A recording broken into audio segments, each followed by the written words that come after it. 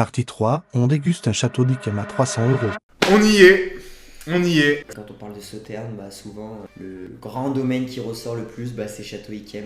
On va tout de suite voir ce que ça donne. C'est ça. On est bien sur une robe ambrée. Pas déçu, mais on a ce côté alcool qui ressort. Pas légèrement bouchonné, mais... Carton mouillé. Bah...